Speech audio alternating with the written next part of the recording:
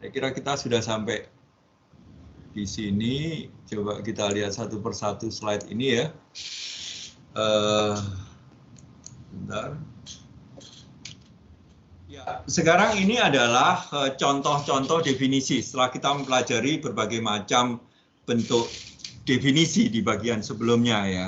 Nah, sekarang ini adalah saya ingin mengantar kepada Anda bahwa ya kita kalau membuat definisi itu ya, apakah itu definisi kan bentuknya banyak sekali, ada definisi nominal, saya jelaskan kembali definisi real. Lalu kemudian juga definisi real itu ada definisi sebab akibat dan definisi tujuan gitu ya. Nah sekarang coba Anda lihat misalnya definisi, contoh-contoh definisi semacam ini, lalu kita nilai apakah sudah memadai atau tidak begitu ya. Nanti soal-soalnya akan sekitar itu ya. Jadi Anda akan dalam soal itu akan ditunjukkan suatu definisi, kemudian Anda disuruh menilai apakah ini sudah definisi yang memadai atau masih ada aturan definisi yang dilanggar begitu. Jadi ini contohnya adalah seperti ini. Jadi ada kemungkinan juga bahwa contoh-contoh semacam ini akan saya keluarkan juga di dalam ujian, maka tolong juga dipelajari PowerPoint-nya. Misalnya seperti ini, hukum adalah perintah akal budi yang dimaksudkan untuk mewujudkan kesejahteraan umum, disusun dan diundangkan oleh seseorang atau mereka yang memiliki wewenang yurisdiksi dan bertugas untuk membina masyarakat. Jadi misalnya hukum didefinisikan seperti ini, kira-kira bagaimana? Apakah sudah memadai atau tidak? Bagaimana menurut Anda? Silakan.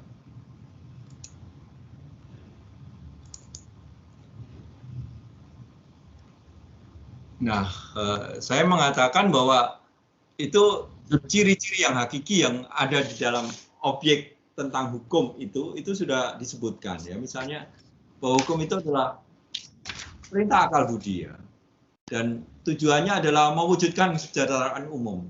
Lalu kemudian kalau kita bertanya siapa yang kemudian bisa membuat hukum itu, ya kemudian itu disusun dan diundangkan oleh seseorang atau bisa raja itu maksudnya, atau mereka yang memiliki wewenang untuk mengeluarkan hukum itu, wewenang yurisdiksi, dan bertugas untuk membina masyarakat. Jadi ini institusi. Jadi boleh dikatakan ciri-ciri yang hakiki di dalam hukum itu sudah disebutkan. Jadi nanti dalam aturan definisi itu salah satunya adalah bahwa apa yang kalau definisi ini antara yang didefinisikan dengan definisinya, salah satu syaratnya untuk dikatakan memadai itu adalah bahwa jika kemudian sama luasnya begitu ya, berusaha untuk sama luasnya. Jadi kalau dibolak-balik sebenarnya itu sudah mewakili kurang lebih luas yang sama dari konsep itu. Gitu, ya. Coba kita lihat sekarang yang kedua. Polisi adalah alat negara yang bertugas menjaga keamanan masyarakat dan jalan raya, karena ada polisi lalu lintas ya, tetapi polisi juga bertugas menjaga keamanan masyarakat begitu. Kalau saya lihat ya ini penjabaran keterangan atau atribut hakiki dari hal yang didefinisikan itu sudah masuk ya. Boleh dikatakan bahwa ini sudah memadai. Sekarang masuk misalnya pada contoh yang ketiga. Nah, merpati adalah burung yang dapat terbang cepat. Apakah definisi ini memadai? Kalau menurut Anda? Belum, Romo. Belum ya, kenapa? Belum, Romo. Karena tidak bisa dibulak-balik. Ketika Ya. dibalik, burung yang dapat terbang cepat itu ada banyak, bukan cuma merpati.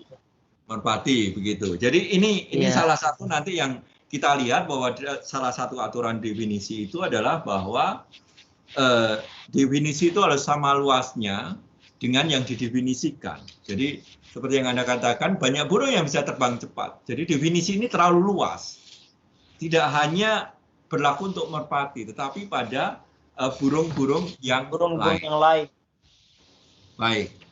Sekarang misalnya selanjutnya. Jujur adalah sikap mau mengakui kesalahan sendiri. Apa memadai atau tidak ini? Bagaimana? Jujur adalah Memadai. sikap. Hah? Memadai, Romo. Kurang, Romo. Yang bilang kurang siapa tadi?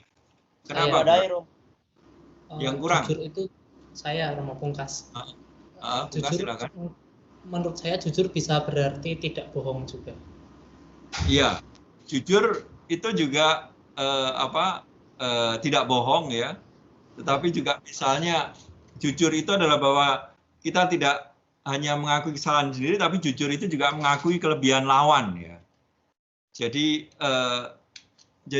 bisa dikatakan kalau kita menemukan bahwa ada sesuatu yang tidak masuk di dalam definisi jujur itu ya, berarti ini definisinya tidak sama luas gitu ya. Jadi ada yang tidak tercakup pada sikap jujur itu ya. Misalnya bahwa jujur itu yang dikatakan Pungkas tadi itu adalah tidak bohong misalnya. Maka bisa dikatakan bahwa definisi ini adalah definisi yang terlalu sempit gitu ya. Kalau sejajar adalah dua garis yang tidak akan berjumpa. Memadai nggak ini? Tidak, Romo. Kenapa, Gabriel? Karena Sejajar. biasanya dua garis yang tidak sejumpa itu bukan hanya sejajar saja, Romo. Apa? Tapi bisa maksudnya bentuk yang lain begitu, Romo. Iya, bentuk yang lain apa? Itu kan sejajar. Sejajar itu dua garis itu tidak akan berjumpa itu dalam matematika ya. Ya saya kira memang seperti itu gitu ya. Ya sejajar itu kalau kita melihat dua garis yang selalu terus tidak akan berjumpa ya itu adalah sejajar. Jadi ini memadai sebenarnya. Terakhir, buta ialah kehilangan kemampuan untuk melihat. Memadai, Romo. Memadai, Romo. Ya. Jadi buta memang itu menyebut tentang situasi negatif ya. Kadang-kadang sebenarnya kalau kita mengatakan jujur tadi tidak bohong ya. Salah satu syarat aturan definisi itu adalah bahwa kita tidak boleh menggunakan antonim gitu ya. Artinya kalau kita mengatakan jujur itu tidak bohong pasti tidak mencukupi karena kalau kita hanya mengatakan antonimnya itu belum tentu itu pasti tidak sama luas gitu ya. Tetapi ada situasi-situasi tertentu seperti juga kata buta di sini memang itu dijelaskannya secara negatif gitu ya. Tidak bisa kekurangan atau kehilangan kemampuan untuk melihat itu adalah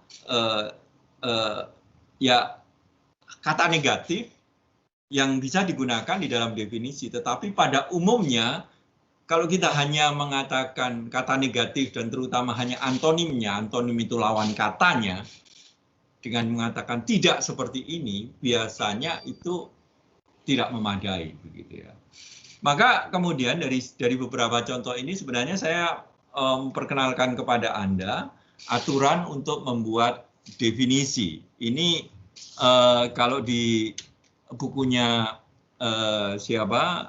Logika Ilmu Menalar itu ada 6, tetapi saya meringkasnya menjadi 4 karena sebenarnya ada beberapa yang bisa dijadikan satu ya. Nanti akan saya tunjukkan yang mana. Pertama, definisi itu harus dapat dibolak-balik dengan hal yang didefinisikan. Harus sama luas. Jika setelah dibolak-balik tidak ditemukan konsep lain, maka definisi itu sudah tepat. Ini syarat yang pertama. Tadi misalnya kalau kita menyebut kerbau adalah binatang yang berwarna kelabu dan berekor panjang, inilah contoh yang tidak memadai, melanggar hukum ini kan. Karena binatang yang berwarna kelabu dan berekor panjang bisa saja gajah, ya kan. Jadi ini definisi yang kurang karena tidak dapat dibolak-balik antara yang didefinisikan dengan definisi dengan hal yang didefinisikan. Itu yang pertama harus kita lihat. Lalu yang kedua, tadi kaitannya dengan buta. Definisi itu tidak boleh negatif kalau dapat dirumuskan secara positif. Dalam kasus buta memang tidak bisa dirumuskan secara positif, tetapi pada umumnya kita tidak boleh hanya mengatakan bahwa gelap itu adalah tidak terang. Itu pasti tidak memadai dalam definisi. Kalau hanya kita mengatakan yang negatif kemudian kita menegasinya, itu pasti kurang ya. Misalnya kebaikan adalah bukan perbuatan jahat, perang adalah tidak ada perdamaian. Jadi ini contoh-contoh definisi yang tidak memadai karena memakai kata negatif ya. Kebebasan adalah tiadanya halangan atau rintangan. Ya. Jadi ini yang harus kita pertimbangkan. Bahwa aturan definisi yang kedua itu harus kita perhatikan gitu ya. Lalu yang ketiga itu apa? Nah ini apa yang didefinisikan itu tidak boleh masuk ke dalam definisi. Karena kalau ini terjadi, ya kita akan masuk pada kesesatan nalar yang sudah kita pelajari kemarin itu kesesatan nalar apa? Kesesatan nalar sirkular. Ya. Jadi kalau misalnya kita mendefinisikan rumah sakit adalah tempat merawat orang sakit, yaitu hanya diulangi kan kata sakit di situ. Harus kita berusaha mendefinisikan itu dengan tidak menggunakan kata yang sama yang mau didefinisikan. Merdeka adalah dalam keadaan bebas. Ya bebas itu persamaannya dengan merdeka. Sebenarnya tidak membantu apa-apa. Alat tulis adalah alat untuk menulis. Di situ juga terlihat bahwa kalau kita menjelaskannya seperti itu ya kita sebenarnya masuk dalam kesesatan nalar yang sirkular.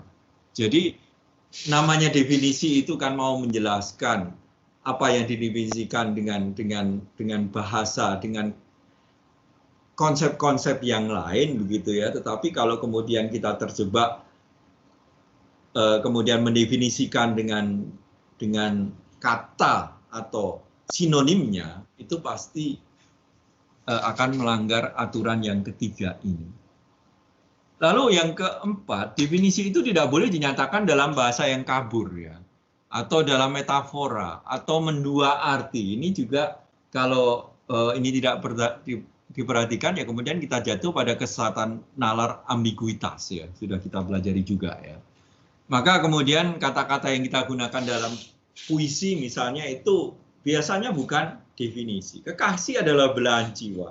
Oke, itu kata-kata yang indah di dalam puisi, tetapi sebenarnya definisi itu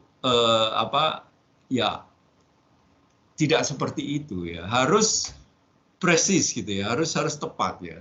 Atau cinta adalah emosi seperti harumnya bunga mawar ya.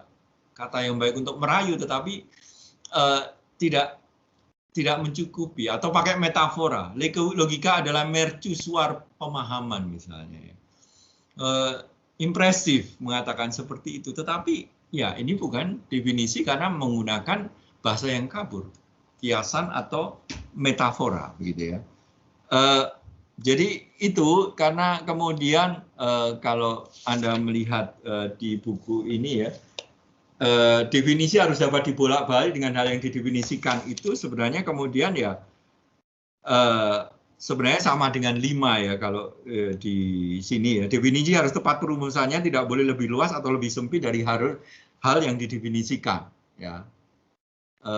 Definisi tidak boleh memuat metafora, ini sama.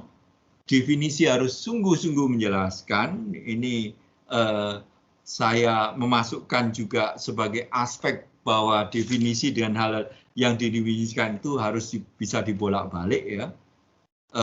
Lalu ya saya membatasinya menjadi 4, jadi yang poin 4 dan 5 itu di dalam buku ilmu logika menalar ini saya satukan menjadi nomor 1. Gitu. Jadi nanti kemudian dalam soal Anda kemudian soalnya seperti apa? Nah kemudian kita bisa melihat itu di buku logika ilmu menalar ya. Sebentar, saya keluar dulu. Sebentar, ya. Oke. Klasifikasi itu, ini klasifikasi itu adalah yang digunakan untuk aspek ekstensi dari konsep. Jadi keluasan.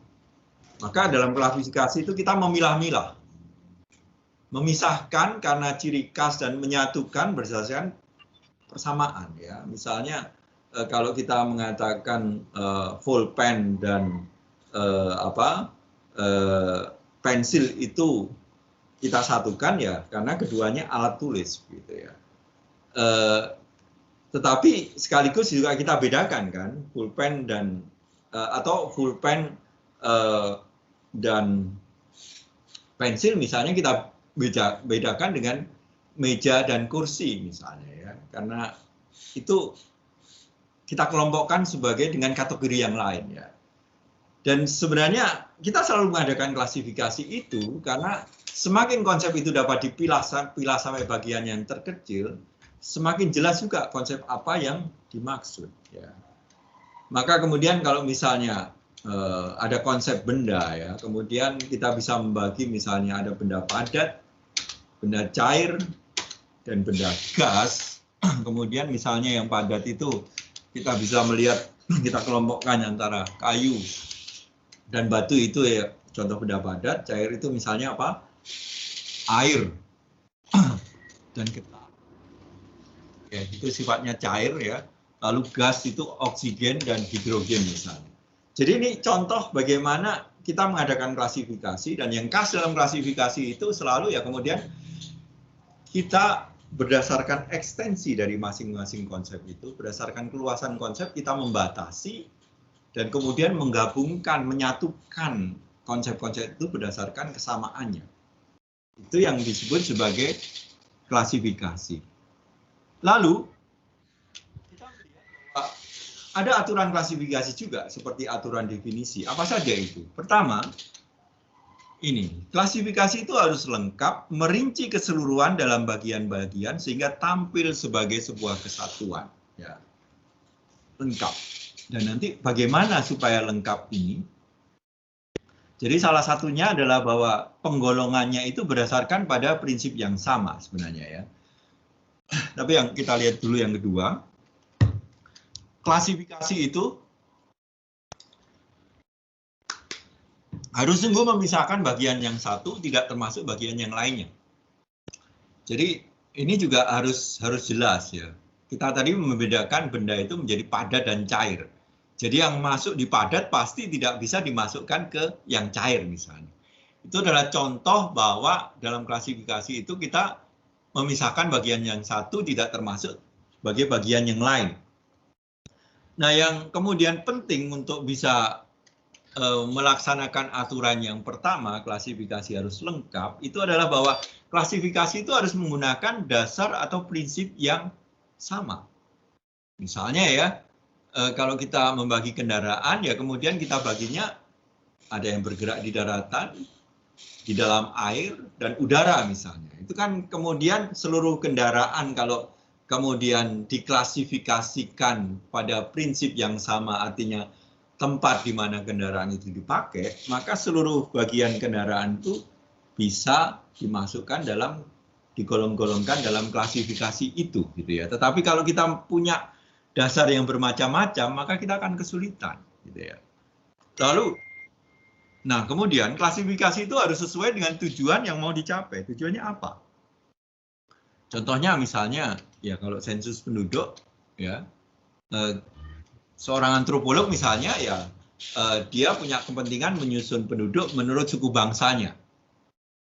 Kepentingannya berbeda misalnya dengan ekonom yang mengutamakan pembagian menurut usia, gender, pekerjaan, dan sebagainya.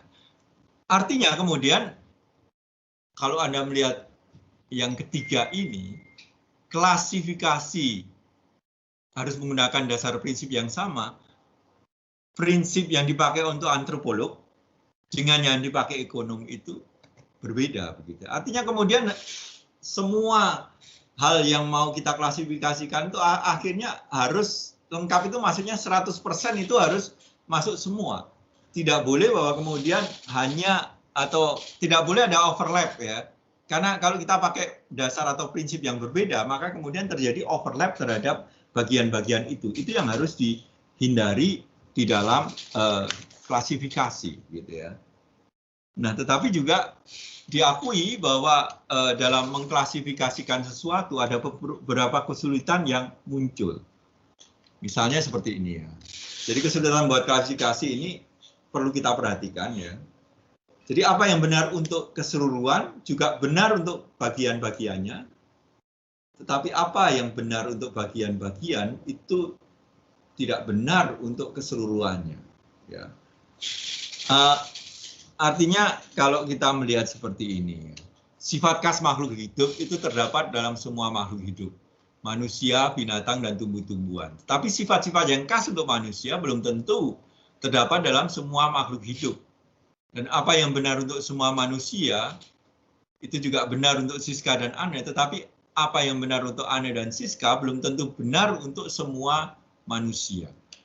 Nah, kita tahu bahwa ada kesalahan nalar part whole, kalau ini tidak kita perhatikan ya kemudian kita akan jatuh pada kesalahan nalar seperti itu.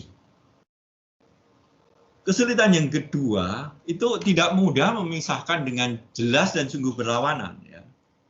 Artinya ya sekarang ini biasanya kalau kita sudah bicara soal perasaan, soal selera begitu ya menjadi sulit ya. Misalnya kriteria cantik dan jelek misalnya ya. Ya itu kan subjektif gitu ya. Ya siapa termasuk golongan anak manis dan siapa yang tidak begitu kan, masing-masing orang punya seleranya sendiri, punya judgement subjektifnya sendiri, dan itu yang membuat kemudian klasifikasi itu kemudian menjadi perdebatan gitu ya. Nah, yang ketiga, nah ini yang kalau kita nggak hati-hati ketika kita menggolongkan ya, tanpa kadang-kadang kita jatuh pada membuat penggolongan itu hanya hitam dan putih gitu ya. Dan kemudian ini Anda tahu bahwa kalau kita seperti ini ya dunia itu juga tidak hanya hitam dan putih kan, tapi ada realitas itu ada yang abu-abu juga. Nah, kalau jadi dalam klasifikasi ini ada beberapa kesalahan nalar yang bisa jatuh ya. Pertama itu part whole, yang kedua itu adalah subjektivitas ya. Yang ketiga itu ya kemudian kita bisa jatuh juga pada klasifikasi hitam putih gitu ya. Penilaian hitam putih tanpa mau tahu bentuk atau warna-warna yang di tengah-tengahnya, tanpa mau tahu akan nuansa masalah. Itu nanti kemudian masih akan kita bahas lagi nanti ketika kita berbicara tentang pembalikan dan perlawanan. Baik, lalu kemudian kalau untuk yang penggolongan ini, Anda bisa melihat latihan-latihannya itu kalau yang saya sebutkan di bahan ujian tengah semester itu adalah latihan K dan N. Coba Anda pelajari K dan N saja. Ya, apa pembagiannya sudah tepat itu di K ya. Nah, itu kemudian Anda untuk melihat bahwa mana yang salah ya. Kalau pembagiannya tidak tepat, ada mungkin ada misalnya menurut bahannya tas dibagi ke dalam tas kulit, bahan ya, tas sekolah, tas sepeda, tas plastik. Kalau bahan kan berarti tas sekolah nggak masuk ya, tas sepeda nggak masuk, yang masuk hanya tas kulit dan tas plastik misalnya ya. Jadi itu Anda untuk melihat bahwa suatu klasifikasi itu selalu kemudian ada hal-hal yang tidak bisa dimasukkan dalam penggolongan itu. Oke, silakan Anda pelajari sendiri, nanti kita bahas dalam latihan K dan N saja ya. Itu yang nanti kita bahas ya.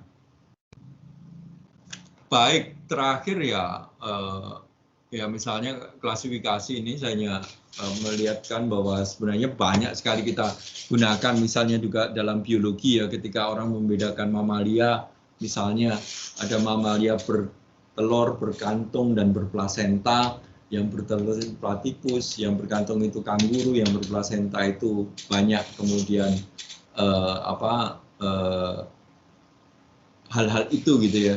Nah, ini semua adalah hanya menunjukkan bahwa ya klasifikasi adalah sesuatu yang banyak digunakan juga di dalam ilmu pengetahuan untuk mempermudah menggolong-golongkan suatu, mengidentifikasikan suatu individu atau subjek yang unik itu di dalam kelas yang mana, dan disitulah kemudian ekstensi digunakan.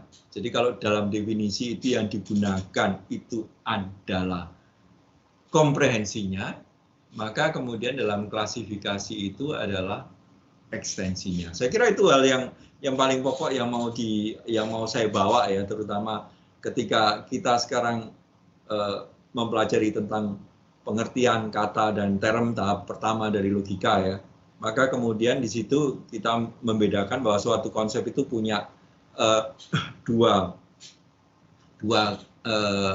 kategori ya. Yang pertama komprehensinya, yang kedua itu ekstensinya. Komprehensi itu kita gunakan terutama dalam definisi, dan ekstensi itu kita gunakan di dalam klasifikasi.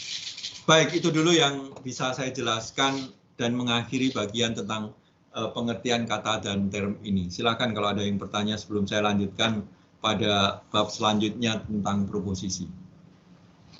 Romo, Ya, silakan. dari buku apa namanya ini, Logika Ilmu Menalar halaman 70. Di situ ada syarat definisi untuk yang nomor 5.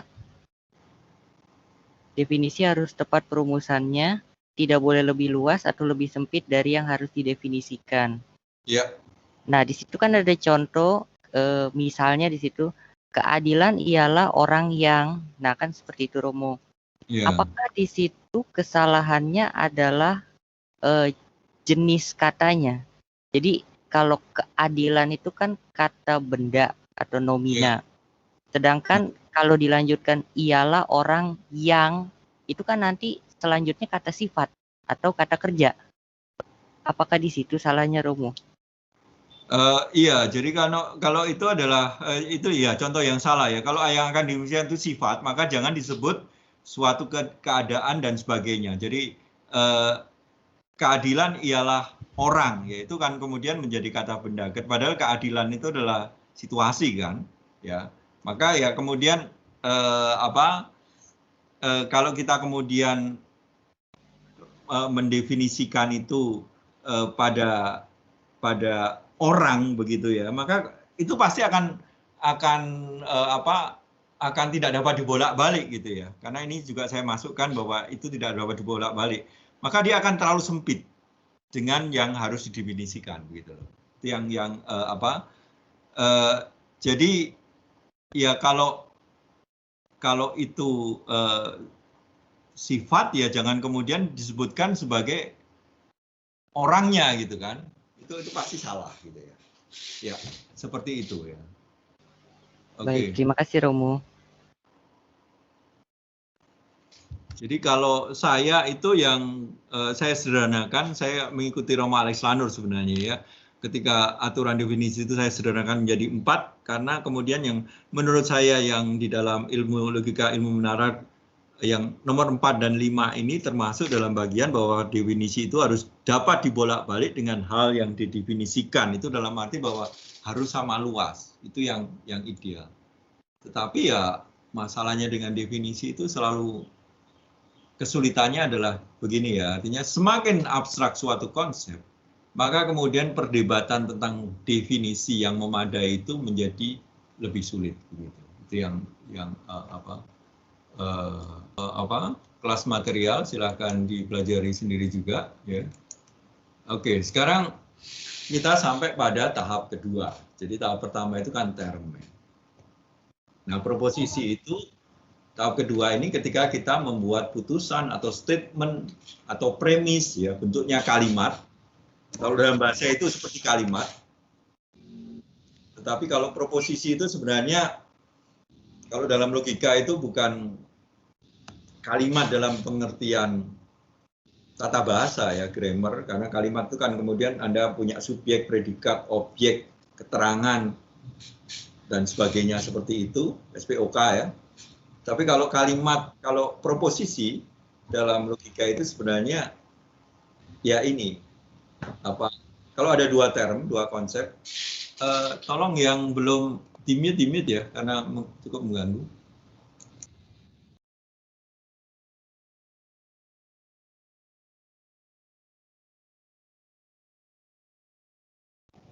Romo itu suaranya di mute, Romo. Romo mute, Romo. Iya, maaf, Romo. Sorry. Jadi kalau proposisi itu adalah, kalau dalam logika itu adalah dua term, dua konsep yang disandingkan, yang yang dikomparasi, dibandingkan, dan kemudian diputuskan itu dalam arti bahwa itu dua konsep itu mau diafirmasi atau dinegasi. Jadi kalau dalam logika, proposisi itu lebih sederhana. Memang bentuknya seperti kalimat dalam tata bahasa, tetapi kemudian dalam logika itu hanya ada dua term, dan kemudian itu dihubungkan lewat kopula yang adalah dan sebagainya seperti itu ya. Subjek dan predikat dihubungkan, diafirmasi atau dinegasi. Coba kita lihat pelan-pelan apa yang saya maksudkan di sini ya. Jadi kalau proposisi bisa juga disebut pernyataan, statement, proposition dalam bahasa Inggris, premise ya kalau itu sudah nanti masuk dalam kita dalam penalaran ya, sama saja itu istilah yang sama. Apa itu? Bisa kita lihat dari sudut isi dan kalau kita lihat dari sudut isinya, kemudian nanti bisa kita lihat juga dari segi bentuknya. Kita lihat dulu dari sudut isinya itu apa? Proposisi adalah pendirian atau pendapat tentang hubungan dua hal. Maka dalam proposisi ini biasanya kita akan mengatakan apakah proposisi itu benar atau salah, gitu ya. Jadi misalnya saya mengatakan meja itu bundar, ya, atau meja itu tidak bundar, ya. Ya kemudian kan benar salahnya di mana? Ya kemudian dilihat realitasnya. Kalau saya menunjuk meja yang kotak itu, saya mengatakan meja itu benar, maka kemudian proposisi yang saya katakan itu salah. Ya. Saya harus mengatakan bahwa meja itu tidak bundar. Gitu. Jadi ini proposisi ya. Lalu yang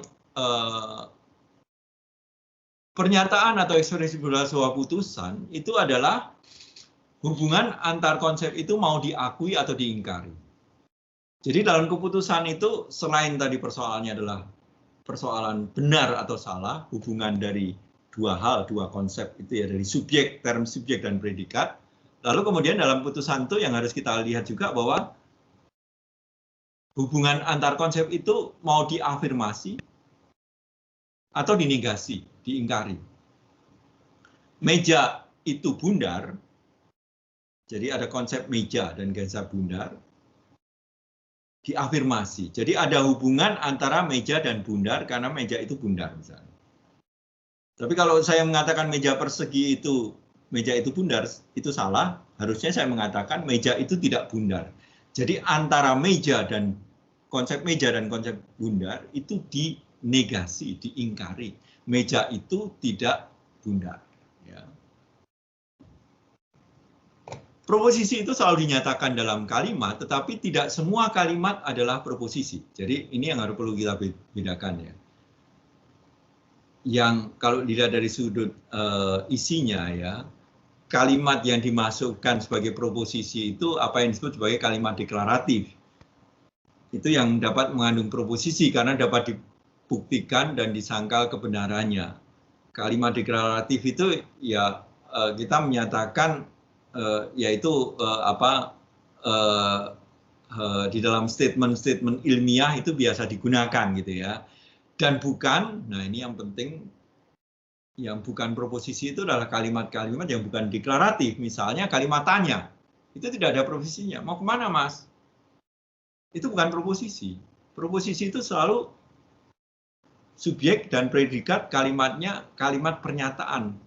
Mau mendeklar, mau menyatakan sesuatu. Bahwa meja itu bundar, bahwa kapur itu putih ya. Itu seperti itu.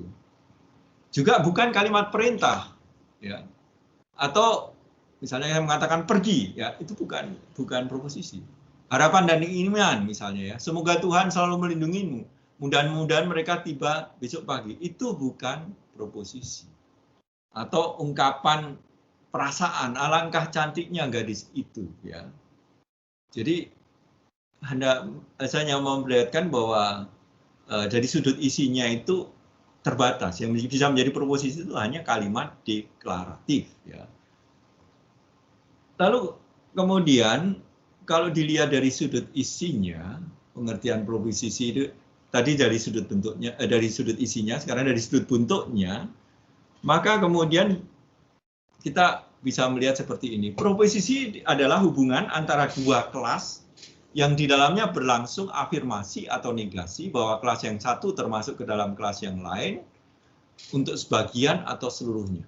Jadi ini definisi yang lengkap tentang proposisi. Jadi proposisi itu sebenarnya adalah kita kalau membuat proposisi itu kita sedang membuat menarik hubungan antara dua kelas itu berarti ya dua hal ya, tetapi sudah kita masukkan sebagai kita golongkan menjadi dua hal yang bisa disebut sebagai subjek dan predikat ya. Dan kemudian kita ya antara kedua kelas itu kita melakukan afirmasi atau negasi. Pengakuan meja itu bundar atau negasi meja itu tidak bundar. Artinya bahwa kelas yang satu termasuk ke dalam kelas yang lain. Jadi meja itu bundar berarti meja itu masuk dalam golongan benda yang bundar ya. Atau tidak termasuk meja itu tidak bundar ya. Untuk sebagian atau seluruhnya nanti ini makanya kemarin kan kita sudah mempelajari jenis keputusan yang jenis subjek yang partikular, universal dan singular ya. Nanti yang dipakai terutama kalau dalam membandingkan kedua kelas ini yang partikular dan universal itu nanti yang akan penting dalam proposisi ya. Jadi contohnya semua manusia adalah makhluk rasional ya. Coba kita lihat, kita analisa apa saja unsur-unsur dari proposisi dalam contoh ini. Ada yang bisa mengatakan unsur-unsurnya apa saja? Manusia, Romo. Semua manusia. Makhluk dan rasional. Iya. Ada tiga. Jadi tiga, Romo. Unsurnya apa saja? Ada Manusia, tiga, Romo. makhluk, sama rasional. Iya. Iya. Manusia itu apa? Subjek. Term. Ada berapa term di sana? Ada Dua, Romo. Dua term ya. Subjeknya mana? Manusia. Semua manusia. Lalu kemudian Penghubung. Lalu term predikatnya makhluk rasional ya kan? Iya. Rasional. Tapi kemudian ada juga kata semua ya. Itu yang disebut nanti sebagai kuantifikator. Jadi predikatnya itu menyangkut semua manusia ya kan? Lalu kemudian ada yang disebut sebagai kopula, itu adalah kata adalah. Semua manusia adalah makhluk rasional. Coba kita lihat satu persatu sekarang unsur-unsurnya. Jadi bentuknya itu ada 4 unsur ya. Quantifier, kopula, term subjek dan term predikat. Quantifiernya mana? Tadi sudah saya katakan bahwa quantifier itu menunjuk pada mana? Semua. Pada kata semua dalam term predikat. Jadi jumlah anggota kelas yang berdudukan sebagai term subjek. Jadi kata semua manusia. Jadi semua itu, maka kemudian kalau kita dilihat dari quantifiernya, kita akan mendapatkan apa yang disebut sebagai proposisi universal. Semua manusia itu contoh proposisi universal. Kita kemarin sudah mempelajari sedikit bahwa subjek yang universal itu biasanya disertai kata seluruh, semua, segenap, setiap, tidak satu pun, tidak seorang pun, siapapun juga, apapun juga. Itu yang menjadi ciri kalau itu menjadi proposisi universal. Itu artinya term subjeknya punya jumlah yang mencakup semua anggota kelas itu, semua manusia. Berarti kalau ada proposisi universal, ada juga proposisi apa? Kalau dilihat dari kuantifikatornya? Partikular. Partikular. Ya, jelas ya. Itu berarti beberapa, tidak semua, sebagian, hampir seluruhnya. Orang-orang misalnya itu adalah sebagian ya. Jadi itu adalah dari quantifier-nya kita kemudian bisa membedakan antara proposisi universal dan partikular. Sekarang kita pindah pada unsur yang kedua yaitu term subjek. Jelas di situ manusia ya. Itu apa? Kelas yang dalam proposisi ini dinyatakan termasuk atau tidak termasuk ke dalam kelas yang lainnya ya. Jadi kalau kita sudah membagi term subjek dan predikat, ya kemudian subjek itu ya semua manusia, bukan makhluk yang rasional karena itu predikatnya. Dan kemudian, nah itu perkaitannya dengan predikat itu mau diakui atau diingkari gitu ya. Maka itu yang kedua, lalu yang ketiga itu adalah copula. Nah ini adalah kata adalah ya. Semua manusia adalah makhluk rasional. Jadi dan di sini menjadi penting karena itu kemudian yang menentukan kualitas dari proposisi itu. Negasi atau afirmasi begitu ya. Apakah term subjek termasuk atau tidak termasuk ke dalam term predikat? Atau kata kerja penghubung yang menyatakan kesesuaian atau ketidaksesuaian antara subjek dan predikat ya. Atau berfungsi menghubungkan subjek dan predikat. Sama saja itu sebenarnya ya. Jadi copula itu menjadi unsur pembentuk sehingga subjek, copula dan predikat membentuk strukturologi sebuah proposisi. Artinya kalau kemudian kita lihat dalam suatu proposisi itu adalah seperti ini ya. Subjek sama dengan predikat, artinya ini sama dengan itu artinya subjek mengafirmasi predikat atau subjek menegasi predikat ya.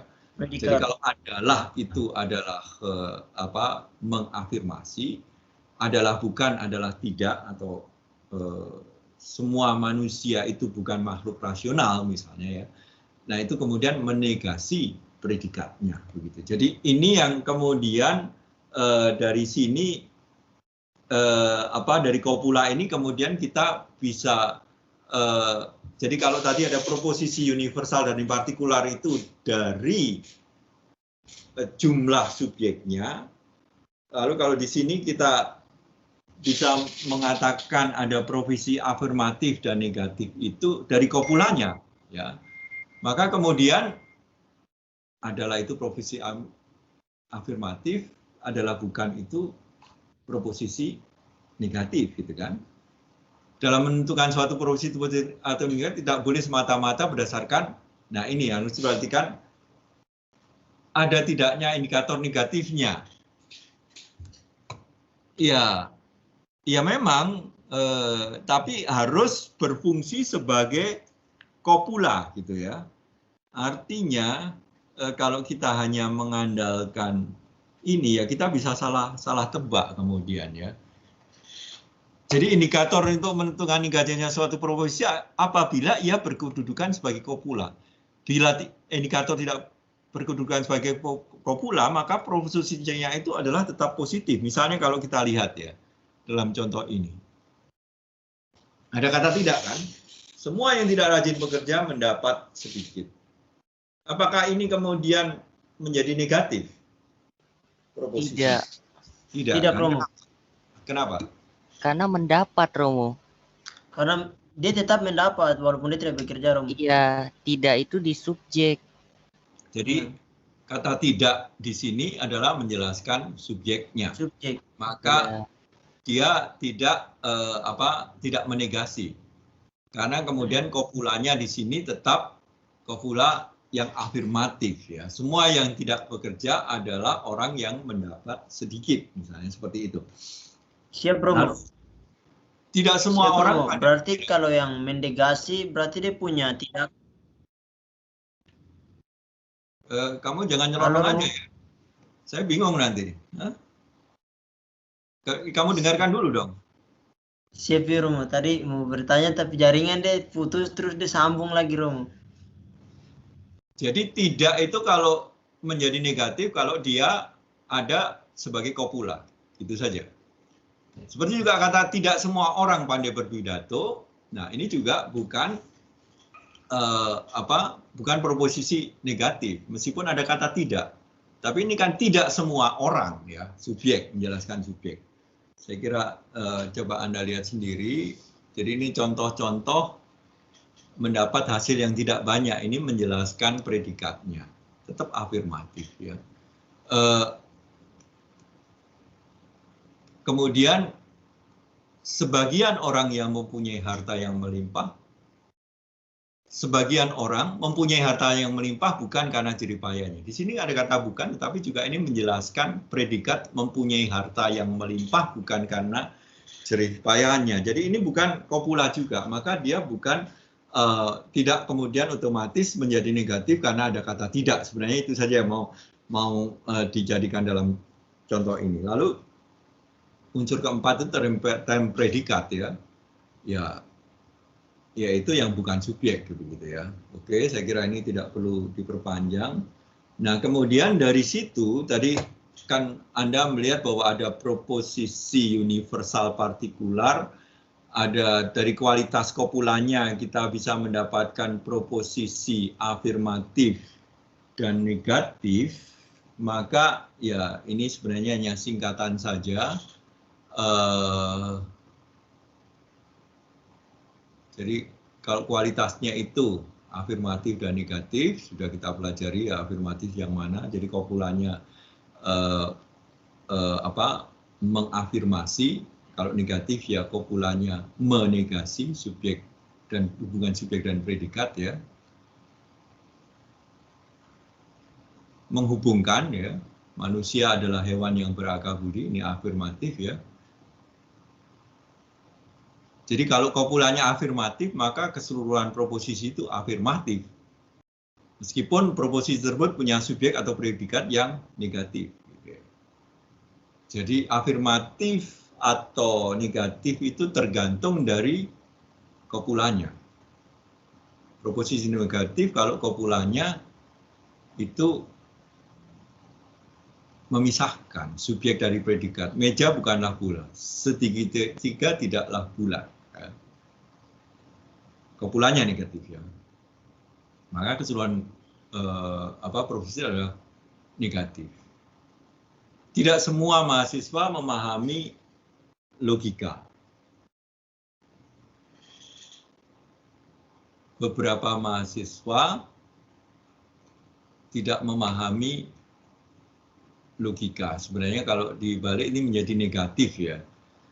Beberapa mahasiswa tidak memahami logika, seperti beberapa pejabat tidak memahami logika. Jadi ada kata tidak semua, itu kan berarti beberapa mahasiswa tidak memahami logika. Ya. Jadi kualitas sebuah proposisi itu ditentukan oleh kopulanya. Jadi proposisi afirmatif negatif itu kopulanya. Nah, kalau yang tadi universal partikular itu adalah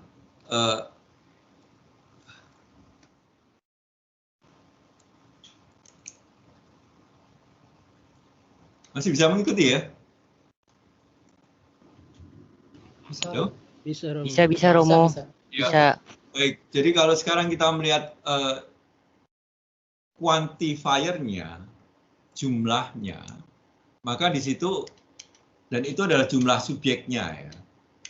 Secara khusus itu jumlah subjek yang menentukan universal atau partikular. Jadi ini sebenarnya yang mengulangi yang tadi, ya. Jadi proposisi universal jika term subjeknya itu adalah universal. Semua, tetapi kita juga tahu bahwa misalnya kita tidak mengatakan semua, tetapi itu menyangkut semua golongan, itu juga universal.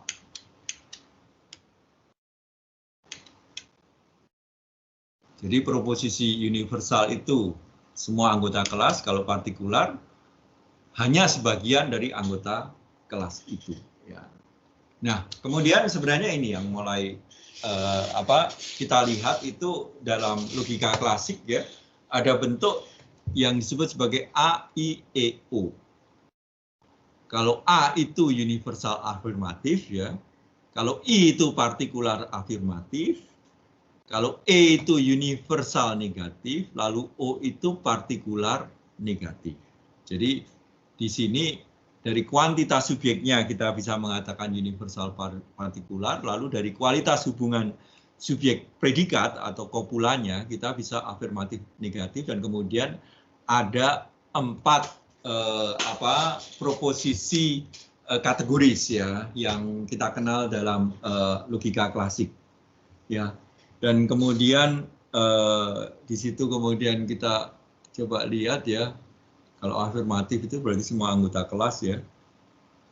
Contohnya adalah manusia adalah makhluk rasional, besi itu logam ya, tidak disebutkan semua besi, tetapi karena logam itu sifat hakiki dari besi, maka kemudian ini menyangkut pada semua besi. Sapi itu binatang, jadi semua sapi itu adalah jenis binatang. Ini juga kadang-kadang jadi yang mau dikatakan di sini bahwa ya ini kita harus latihan terus. Mana yang universal, mana yang partikular gitu ya. Angka yang berakhir dengan 6 dapat dibagi dengan 2. Semua angka. Ya. Semua mahasiswa mengikuti UAS. Eksplisit dikatakan kata semua di sana. Manusia yang sabar akan mendapat sesuatu yang tidak menyedihkan. Semua manusia yang sabar. Semua yang tidak waspada akan mendapat sesuatu yang tidak menyenangkan. Itu adalah contoh-contoh universal afirmatif. Lalu kemudian kita pindah ke universal negatif. Jadi semua anggota kelas dalam subjek itu tidak termasuk dalam predikat ya. Jadi semua subjek bukan predikat. Misalnya semua mahasiswa tidak buta huruf. Tidak satu pun juara angkat besi adalah wanita lemah. Semua juara angkat besi bukanlah wanita yang lemah. Bisa dibalik seperti itu. Semua yang malas tidak mendapat banyak. Kata tidak di sini menegasi predikat. Ya. Semua kesuksesan tidak datang pada orang yang malas. Jadi semua kesuksesan dan datang pada orang yang malas ya. Kemudian ada negasi di sana. Seorang pun tiada yang dapat menerangkan hal ini. Semua tidak ada seorang pun yang dapat menerangkan hal ini. Semua tidak dapat menerangkan hal ini. Gitu ya. Yang sudah lulus tidak perlu menempuh ujian. Semua yang lulus tidak perlu menempuh ujian. Jadi di situ juga menyangkut semua kelas dan dinegasi. Tidak ada mahasiswa yang masih belajar di SMA. Semua yang kita sebut mahasiswa itu tidak belajar di SMA. Itu yang E, universal negatif, lalu ada prosesi partikular afirmatif, ya kemudian itu hanya beberapa dari subjek yang adalah predikat, ya misalnya sebagian mahasiswa sudah menikah, beberapa pedagang bekerja tidak jujur, sebagian orang yang tidak malas mempunyai nasib yang tidak begitu menyenangkan. Jadi di sini subjeknya sebagian orang yang tidak malas mempunyai nasib yang tidak begitu menyenangkan. Jadi ada kata tidak di sini, tetapi sebenarnya tidaknya itu hanya menjelaskan subjek maupun predikat dan tidak menjadi kopula. Itu yang perlu kita perhatikan. Ada serangga yang berbahaya, ada rumah rusak akibat banjir, orang Bali pandai menari. Nah ini menarik ya. Ini adalah apa yang disebut sebagai saya kira ya ini ada catatan tentang orang Bali pandai menari ini ya seperti ini. Jadi orang Bali pandai menari, orang Badung suka menyanyi, ibu mencintai anaknya merupakan putusan yang pada umumnya memang benar ya. Tapi ingat kalau pada umumnya itu kan berarti tidak semua. Maka selalu ada dan mungkin ada pengecualian. Jadi ada banyak orang Bali yang tidak pandai menari. Ada banyak orang Bandung yang tidak suka menyanyi. Ada atau banyak ibu yang tidak mencintai anaknya, begitu ya. Jadi itu adalah pernyataan umum pada umumnya ya.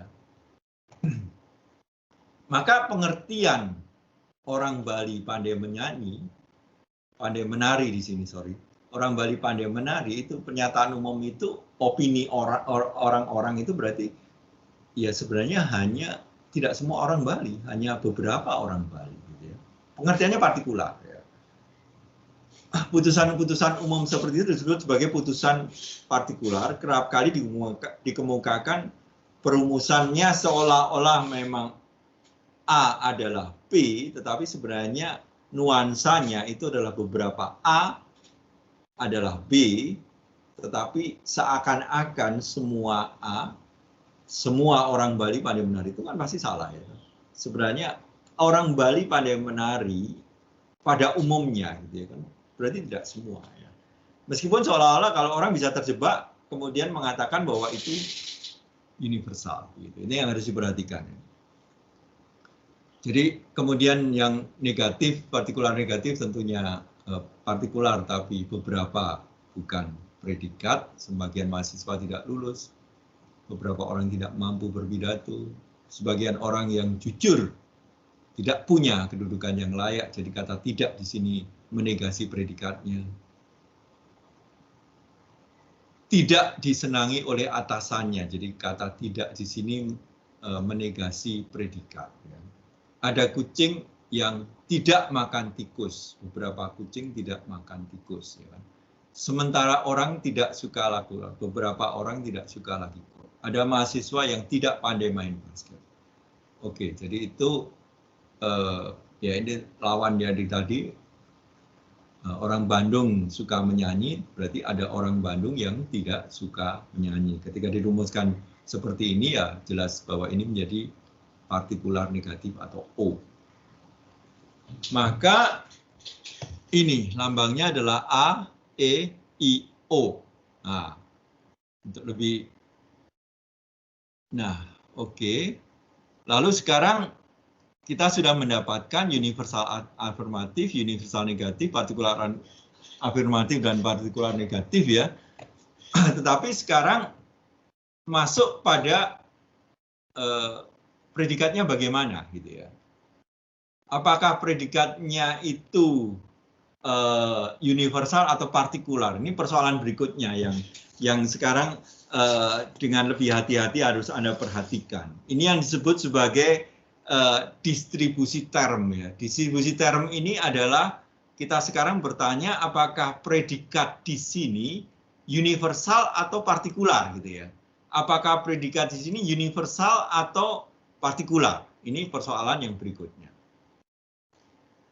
Jadi penentuan apakah sebuah term dalam sebuah prosesi itu mencakup semua atau hanya sebagian saja dari anggota kelas yang bertujuan sebagai term tersebut di dalam prosesi yang bersangkutan. Agak abstrak, tetapi kalau kemudian yang dimaksudkan dengan sebuah term itu didistribusikan bila mencakup semua anggota kelas dan disebut sebagai term universal. Jadi kalau dalam subjek itu jelas ya, semua manusia adalah makhluk rasional. Ya. Kata semua itu adalah term universal. Jadi termnya itu didistribusikan untuk bukan hanya 1-2 manusia, tetapi semua golongan manusia. Ya. Tidak didistribusikan itu berarti termnya partikular, gitu ya. Beberapa manusia.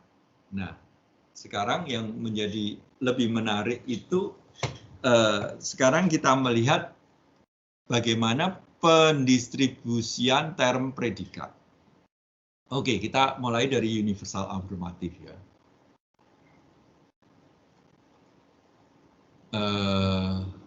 Nah, seperti ini ya. Luas subjek universal itu term subjeknya didistribusikan, tetapi term predikatnya tidak didistribusikan dalam universal afirmatif ini. Kita lihat contohnya sekarang ya. Semua burung adalah hewan. Semua burung di sini jelas didistribusikan semua kan, maka subjeknya universal.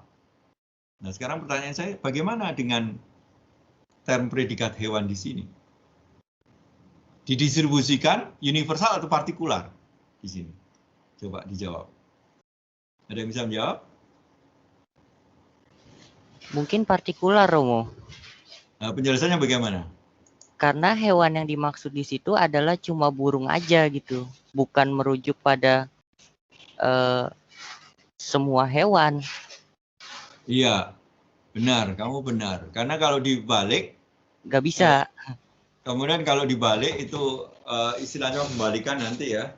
Ini penting nanti sebenarnya term ini ketika kita membalik kan, kita nggak bisa mengatakan semua hewan adalah burung kan. Hanya beberapa hewan adalah burung, baru benar kan. Maka hewan di sana itu predikatnya itu tidak didistribusikan, hanya khusus pada burung. Analisisnya seperti ini ya. Oke, semua burung itu didistribusikan universal, jelas term subjeknya. Nah, term hewan yang menjadi predikat dari subjek semua burung tidaklah menunjuk pada semua jenis hewan. Karena tidak semua hewan adalah burung. Jadi kalau seperti ini, maka term predikat itu tidak didistribusikan atau partikular sifatnya. Jadi kalau ini predikatnya itu adalah semua hewan, nah sebenarnya kan kalau kita mengatakan semua burung adalah hewan, ini kan yang burung itu hanya di sini saja. Tetapi tidak menyatakan keseluruhan dari hewan itu gitu loh ya. Maka di sini term predikatnya tidak didistribusikan atau menjadi partikular ya. Nah, kalau Anda memahami ini, maka pelan-pelan kemudian saya ajak juga melihat yang universal negatif itu sebaliknya. Term predikatnya itu didistribusikan dalam arti bahwa semua presiden bukanlah kaisar dalam kalimat ini, yaitu menyangkut term predikat itu semua kaisar itu bukan presiden gitu ya. Jadi dua hal ini dinegasikan, jadi bukan hanya sebagian kaisar, tapi semua kaisar itu bukan presiden ya. Maka kemudian tidak ada kaitan sekali antara subjek dan predikatnya ini juga menyangkut seluruh kaisar ini. Nah yang menarik itu kalau kita kemudian melihat yang I ya, afirmatif. Sebagian manusia adalah peramah. Oke, sebagian manusia jelas di sini subjeknya partikular. Tapi bagaimana dengan peramah di sini? Partikular atau universal? Partikular. Partikular juga ya. Tapi kalau kita analisis seperti ini. Jadi term peramah itu tidak didistribusikan karena peramah itu hanya meliputi sebagian manusia dan tidak semuanya. Jadi kalau kita lukis subjeknya ini adalah sebagian manusia begitu ya, dan ini predikatnya, maka irisan yang menyatakan sebagian manusia adalah peramah adalah di overlap ini gitu kan. Jadi ini kemudian kita bisa melihat bahwa ya yang peramah itu hanya sebagian saja yang masuk di sini begitu ya. Maka yang terakhir kalau negatif ya sebenarnya term predikatnya di sini tidak terdidik, sebagian manusia tidak terdidik itu adalah, nah ini adalah, jadi kalau ini subjeknya sebagian manusia itu tidak terdidik, nah ini yang terdidik kan predikatnya di sini ya, bukan menyatakan yang di sini, tetapi SP itu sebenarnya, nah ini irisan yang tidak masuk di P begitu kan, maka kemudian di sini P-nya itu juga universal ya, seperti ketika P di dalam semua presiden bukan kaisar. Nah, dengan seperti ini maka kemudian kita akan mendapatkan distribusi term yang seperti ini ya. Jadi kalau A itu term subjeknya universal, maka term prediknya partikular. I coba Anda perhatikan, term subjeknya partikular, tetapi term predikatnya juga partikular. Tapi kalau negatif, E, itu term predikatnya universal, O, term predikatnya juga universal. Maka yang kita dapatkan dari distribusi term itu sebenarnya kemudian kalau kita mau lengkap memperhatikan proposisi itu A, E, I, O itu dari baik dari afirmatif, negatif, artinya dari kualitasnya, lalu dari kuantitasnya itu partikular dan universal, ya toh. Tetapi juga dari term predikatnya, maka tergambar seperti ini ya. Jadi kalau Anda melihat turun di sini, term subjek itu A dan E itu kalau dilihat dari subjeknya sama-sama universal. Sedangkan I dan O itu term subjeknya itu tidak didistribusikan atau partikular.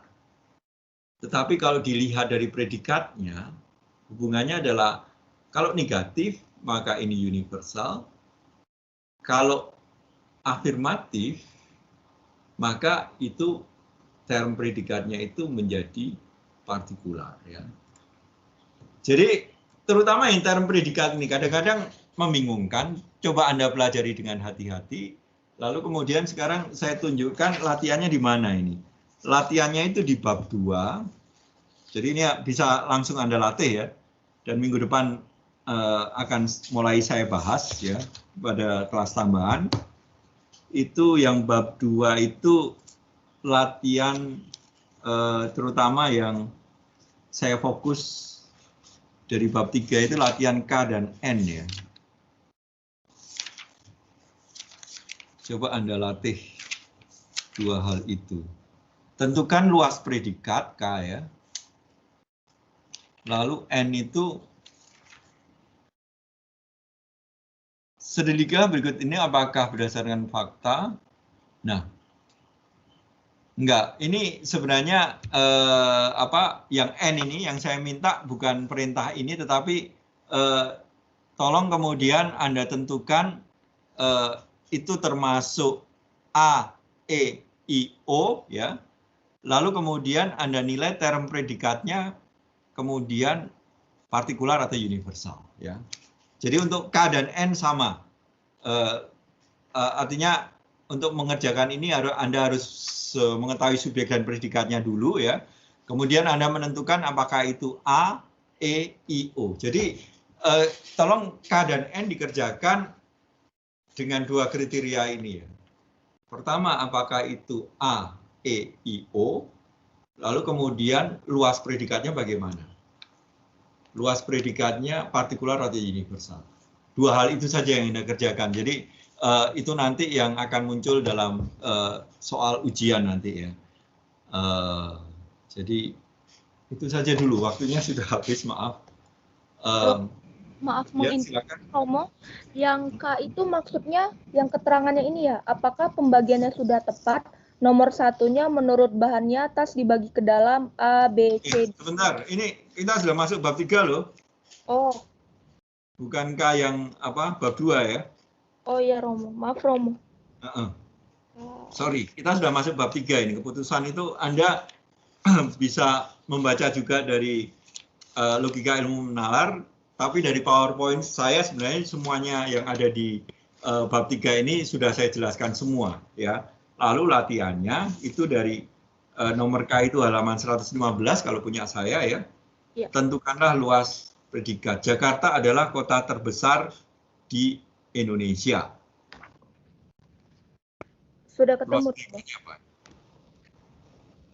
Ya, coba Anda tentukan luas predikatnya universal atau partikular, itu pertanyaannya ya. Didistribusikan atau tidak didistribusikan. Maka harus tapi Anda lihat analisis dulu itu A, E, I, O ya untuk melatih ya. Lalu kemudian term predikatnya universal atau partikular. Jelas ya? Tolong dikerjakan. K dan N saja itu yang akan saya masukkan dalam ujian. Itu saja yang bab 3 ini ya kalau Anda punya kesempatan yang lain bisa dilatih, tetapi kalau K dan N itu sudah Anda kuasai sudah lumayan. Baik, apa ada pertanyaan dulu sebelum saya akhiri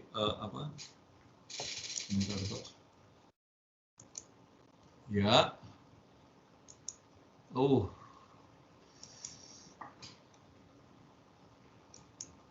Romo, mohon maaf, apakah boleh saya bertanya? Boleh, terakhir. Ya, untuk yang tadi kan ada kalimat yang kesannya tuh tidak menegasi gitu dari term universal yang term universal yang afirmatif. Nah, itu jujur saya masih belum terlalu mengerti. Kan tadi di penjelasannya kalau dia itu negasi jika subjek dipisahkan dengan predikat.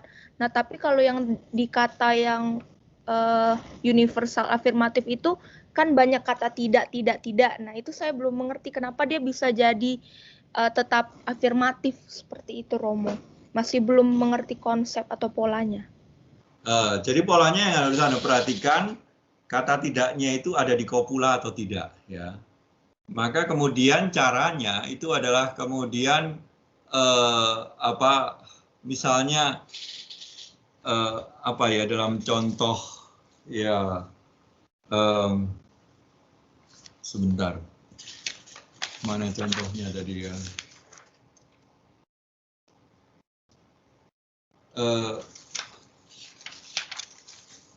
Jadi kata tidak semua orang misalnya ya, ya tidak semua orang itu kan beberapa. Jadi itu tidak di kopula gitu ya. Tetapi misalnya sebentar.